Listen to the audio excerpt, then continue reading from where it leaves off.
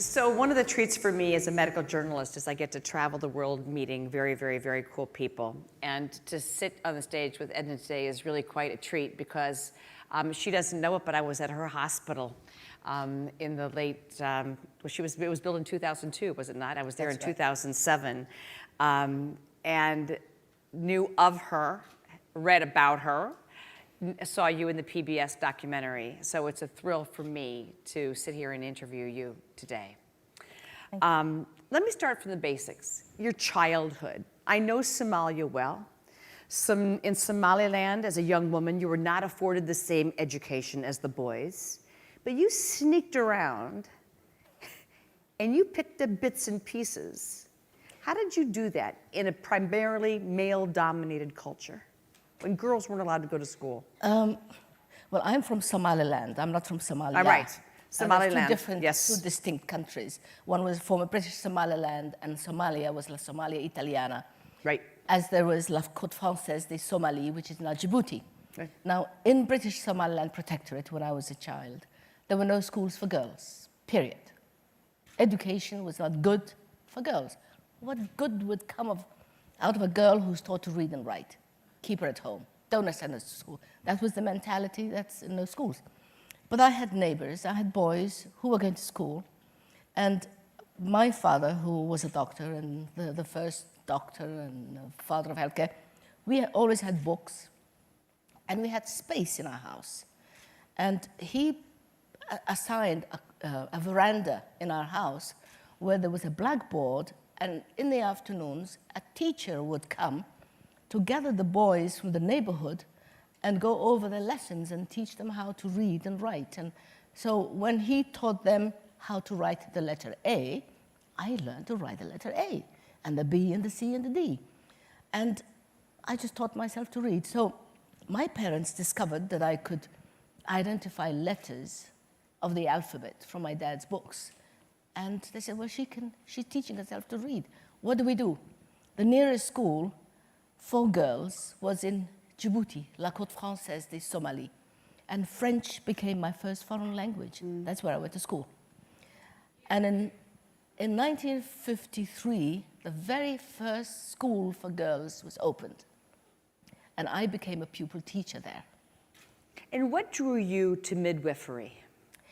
Midwifery, if you ask my mother, she would say, oh, I had a crazy husband and he gave me a crazy daughter. I grew up... We should have more of those combinations. I just grew around my father, and I was used to him being called in the middle of the night. And although I was a child and usually on holidays from school, I would hang around the hospital, and he would say, could you go and wash those forceps for me and make sure you're clean? Would you go and get that child to swallow this medicine? Would you go? And he would get me to do little errands. And at the age of 11, you were ordering hospital staff around. Yes, whenever he would go away, he would make a little list for me and say, I'll be gone for 2 days. Now make sure that tomorrow the sutures come out. Make sure that they release the catheter. Make sure that they do. So I didn't know how to release a catheter. I didn't know how to remove sutures. But I was a boss's daughter, so I would say, did you release the catheter? Did you remove the sutures? So that's how I got into it. And then I would always hear him wishing for things and saying, oh, I wish I had a better pair of scissors than this. Oh, I wish I had, And I just made a mental promise, a mental note to myself that one day I would build the kind of hospital and have the kind of instruments and equipment my father would have liked to use and work with. That got into me. In the meantime, you became the first lady of your home country. You became well known at the UN, at the World Health Organization, and developed a very global image in public health. That's the legacy I had. I'm from Somaliland. There was nobody else to do it. And I had so many privileges that very few other women had had. I went to school. I could read. I won a scholarship. British taxpayers' money paid for my education. I was sent to England at the age of 17. And I know there are thousands of us around now, but I was the only Somali female in all of London at that time. We were such a rarity that as a student, my part-time job was working for the BBC. And whenever they needed a female voice, I would be that female voice. So that was instead of doing babysitting or whatever, that was my income. That was my part-time job. When you were a little girl and you dreamed of a hospital, and then your life took you in this sort of global mission, and then back in Somaliland, how did you get permission to build on what was a garbage dump? And how did you get government and private finance to work together in a country that's not well known for that? Well, to grant a permission to a nurse who wants to build a hospital is like pulling teeth anywhere, anyway. I would say the same thing in this country too. So why do you want to build a hospital? Why would you want to do that? This is going to look bad for the government, that the woman has to build a hospital. This is the kind of thing that governments do. So you have to fight that hurdle and jump all those hurdles. Eventually, I was granted. This is the second hospital, by the way. This is not my only madness. There was a previous madness in Mogadishu. And you sold off everything. You put your own yes, money. Yes, I put my own money. Well, the first hospital was in Mogadishu, and before it was finished, the warlords took it. Right. Somebody had a gun, which is far more powerful than paper and deeds and licenses. And I thought, well, that's it. I tried. I know failed, that hospital didn't too, do and I have to tell you, it is sad what has happened to the hospital. I've been in that hospital, and war takes a terrible toll, especially on women and children. Oh yeah, they're the easiest target. Yeah. Any bully picks on the weakest. Right. So you go over this anger and say, I tried, I failed, I didn't do it. That's it. From now on, whatever I make is mine. Anybody else can stew in their own juice. And then in 1991, my country, I will show you some slides. My country recovered from a long civil war with Somalia, and Somaliland was totally destroyed and leveled to the ground. And I visited my hometown in 1991, and I couldn't even find our house. We recognize our homes when they're standing. The shape and the design and the architecture gives our house an identity. But when it's rubble, when the whole neighborhood is flattened, you don't know where your house begins and your neighbor's house ends. And I thought, no, I cannot stay angry. This I must do. And I was about to retire, and the president of my country, Somaliland, was my first husband. So I, went to him, and we were friends, and I said, well, I'm retiring, and I need to build a hospital. And he said, what? Again? but you're not young anymore. I mean, you're about to retire. You want to build a hospital? I said, well, do you like being the president of a country that has no hospitals? So that was what turned the tide. And he said, well, what do you want me to do then? I said, well, first of all, I want you to give it a license. And don't let me jump all the hurdles that Siad Barre made me jump when I was building the first hospital. And that's how I got the land. And he said, well, how big a hospital? So I said, well, this is the design. And I said, but that's big. I don't have land to take that, except if I give you land on the outskirts of town. I said, no, outskirts of town. This is not a leprosarium. This is not this is a maternity hospital. It has to have, it has to be close to where the women are. At 2 o'clock in the morning, a woman in labor will not go to the outskirts of town. And he said, well, I cannot give you the stadium, but what about that place? And that place, he didn't have to give it a name. That place was a place that had once been a cemetery. It had been leveled by Siad Barre and turned into a military parade ground. It was one of those military sites where, on army days, they would parade the Right. tanks. My machine Right. can kill more people than your Right. machine. The boy model. Yeah, that's right. And then it became an execution ground. And then after the war, it became a garbage dump. So any old trash you had, that's where you would throw. And I said, I want to give you a hospital. A hospital should be clean. A place that smells nice and where the sick come to be treated. And you want to give me a garbage dump? you men will never understand. So I said, well, wait a minute, think about it. I said, no, I'm not even thinking about it. So I left in a huff, took my UN flight back to Djibouti, and started thinking about it. And the more I thought about it, the more I knew that that place had to be the place where I built my hospital. Because that's a place that had known injustice, pain, suffering, and was like a big ulcer in the heart of the city, in an area where they had never had a hospital before. And that's where the healing started. That's where the healing started. And I came back the next week and not quite showing my tail between my legs. And I said, well, supposing I accepted that place, now what am I going to do with a mountain of garbage? Oh, we'd bulldoze it for you. And that's exactly what the government did. So Christy talked about the maternal mortality rate of 1 in 12. You not only have reduced mortality rates, you focused a lot of your attention on fistulas. And I know that for most of the women in this room, there are scents for which your brain has no recognition. I can't describe to you the smell of a woman where urine and feces are dripping out of her vagina, which I know sounds quite grotesque, but it is the norm. But it is a very sweet, pungent, rare smell that the Western brain just has no recognition of until you smell it, and it jolts you. So these women end up becoming the social pariahs of many countries. It is, and as a midwife, that's what I see. And you and I are sitting here, we're clean, we were in control of our body secretions, but these women have no control over that. And is this because of genital mutilation and female circumcision? Well, I would like to blame as many things on female genital mutilation as I can, but this time I cannot. It's one of the many causes. It's a hole that happens between the urethra and the bladder, between the vagina and the bladder of the woman.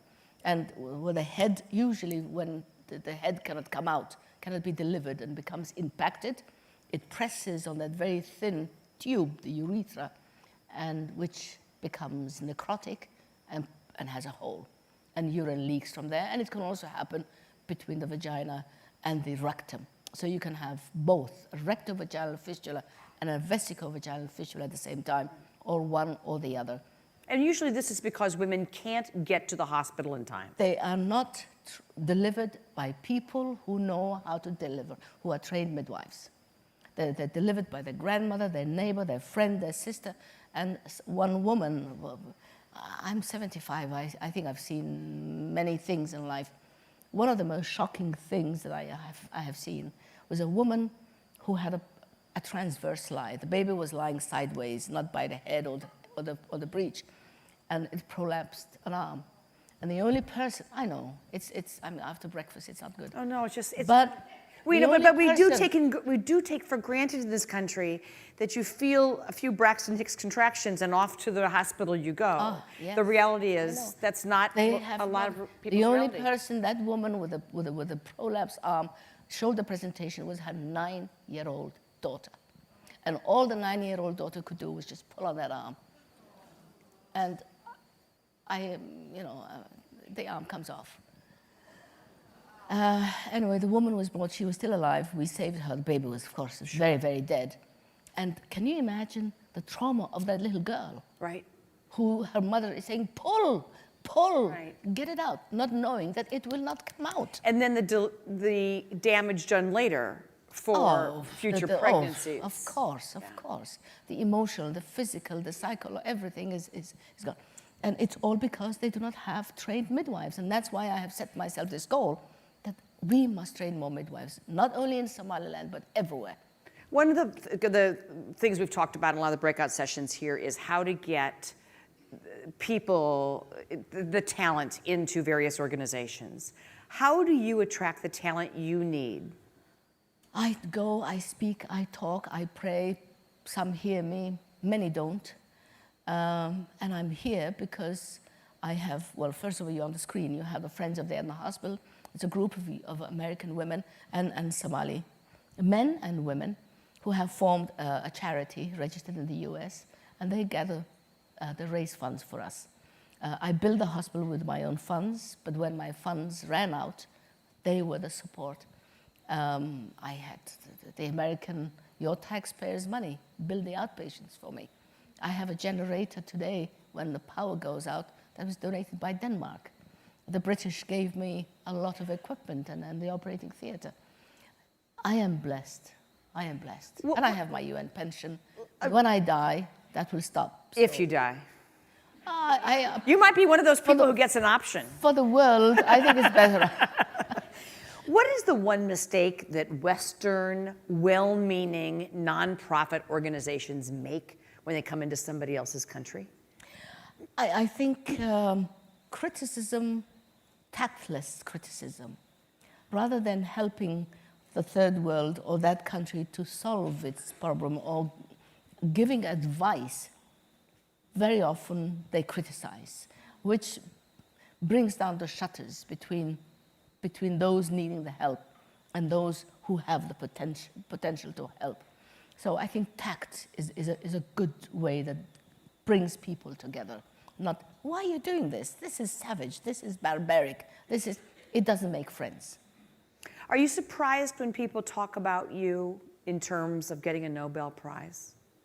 Oh, well, I wish they would give me instruments and give me equipment and I think that's analogous to yesterday's size doesn't always matter comment. I think, if you want my opinion, my hero is Dr. Catherine Hamlin, someone who really inspires. An Australian OBGYN. OBGYN who spent her life fixing fistula, and if anybody deserves a Nobel, she does. So in our closing moments, you have a few pictures you want to show? I would love to show Please. May I do that? And I think they'll be on everyone's screens. I don't know where the screen is. Oh, I see. Yes. Is it happening? They're technologically advanced. It's just to tell you where Somaliland is and in perspective. Now, that picture, I'm sorry, is horrible. But that was my country. After the Civil War, there are human remains there, and many of them are children. What the military advantages of killing 2- and 5-year-old and 10-year-old kids and putting them into mass graves, I will never know. Somebody felt heroic doing that. That's a hospital before the war. That was my previous reincarnation with President Johnson and Dean Rusk and Lady Bird and the White House lawn being entertained on an official state visit to your country in 1968. Landed there with the presidential helicopter, the 21-gun salute, and so on and so on. It's pretty heady stuff. This is the banquet, of course, in the White House. Vice President Hubert Humphrey and Mrs. Humphrey and my husband next to Lady Bird. May I say you're really beautiful? Thank you. You're welcome. This is in Germany, Chancellor Kiesinger. And this is the beginning of my hospital. I don't have pictures of the garbage dump, but that's when we're laying the foundation and built. And built, and built. Now this space, the open, like the gap here, that's my apartment, that's where I live. I cannot live anywhere else because if I live away, I take my pension with me. So I live on the hospital premises, I live there. And if you were to visit me, you would be living with me there. That's where Nicholas Kristof and his team stayed with me, and Diana Lane. And that's the hospital. That's my baby, I love it.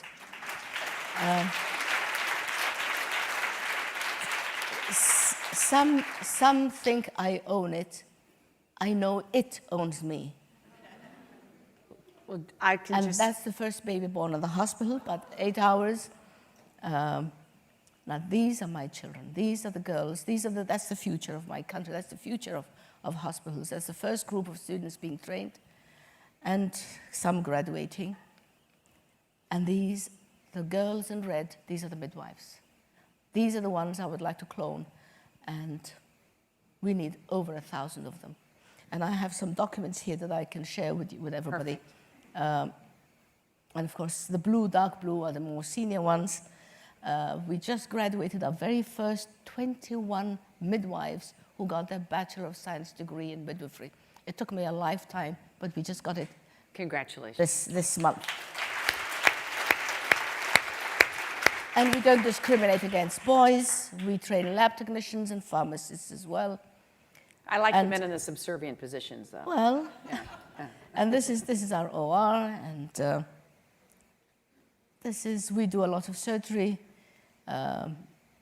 Anybody from the Coca-Cola?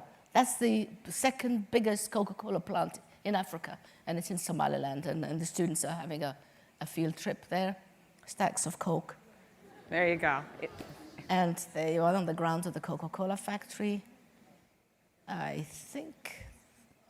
don't know, this is not clicking, but that's it. Time's up. Edna, Time's up. Thank you.